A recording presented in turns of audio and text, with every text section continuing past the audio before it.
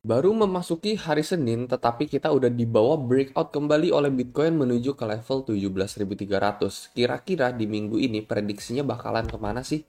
Apakah breakout yang satu ini bisa memicu Bitcoin menuju ke level 18.000? Itu yang akan kita bahas. Nah, sebelum itu bagi kalian yang mungkin pengen ngelong atau nge-short, di sini gue bisa rekomendasiin melalui platform BingX ya. Ini ada salah satu platform futures dengan fee yang paling rendah di antara market yang lain.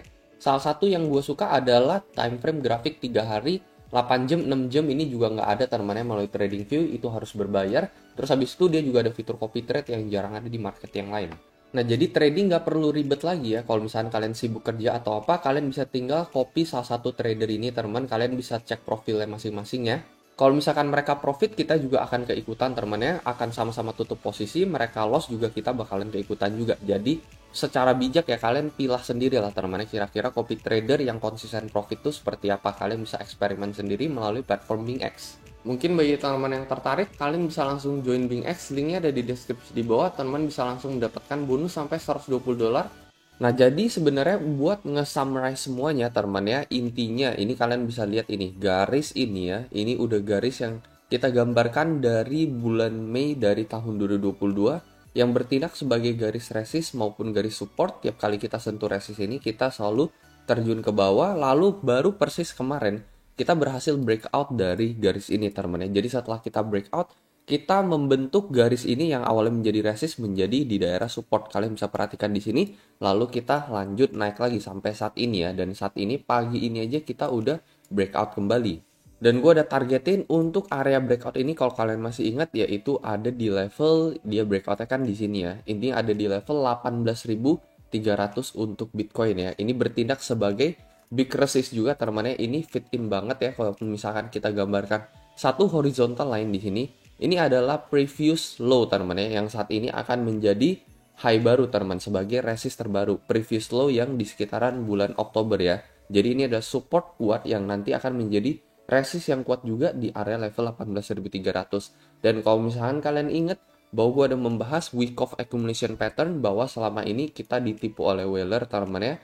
Jadi break support yang satu ini merupakan spring, lalu kita tes kembali, baru kita menuju last point of support, dan saat ini kita ada di fase backup, teman-teman ya, atau last point of support. Serta saat ini kita ingin menuju ke level SOS ini. Nah, untuk dia menuju ke level SOS, maka yang paling penting adalah level AR ini, teman-teman ya. Jadi selama kita masih ada di bawah level AR, ya kita belum menuju ke level SOS. Dan masih ada potensi ya, karena berdasarkan pattern accumulation week off, ada potensi banget kita bisa menuju SOS ini, lalu bisa jadi terjadi fake out, teman ya. Itu ya tergantung gitu ya. Nanti ketika kita menyentuh 18.000 ini juga yang gue tunggu-tunggu dari bulan lalu, yang gue bilang trade-nya nggak usah dipaksain, ternyata sampai saat ini Bitcoin masih naik, teman.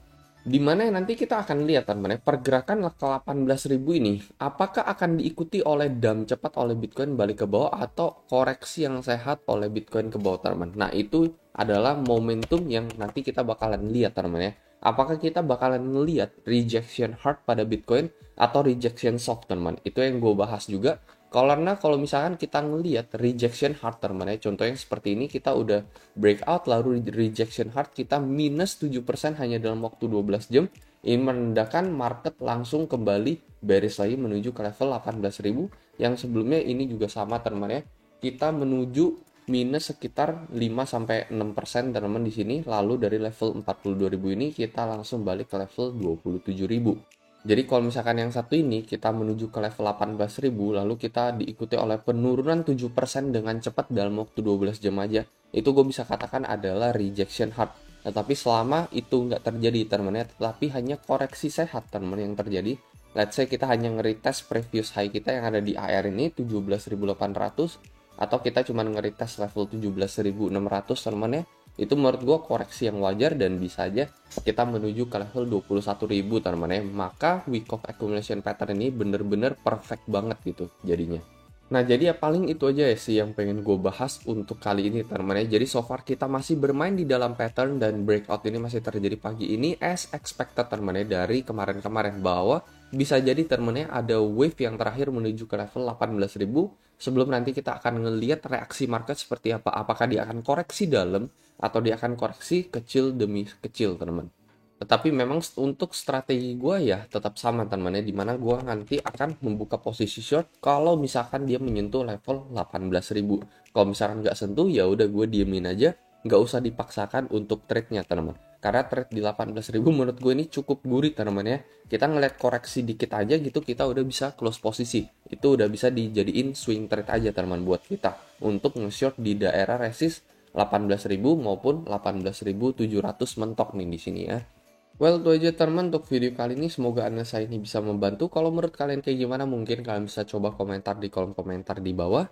Video ini hanya merupakan pendapat pribadi gue, jadi jangan ikut-ikutan. Selalu memiliki trading plan dan trading strategi kalian lagi masing-masing. Itu aja pesan dari gue dan seperti biasa, sampai jumpa di next video.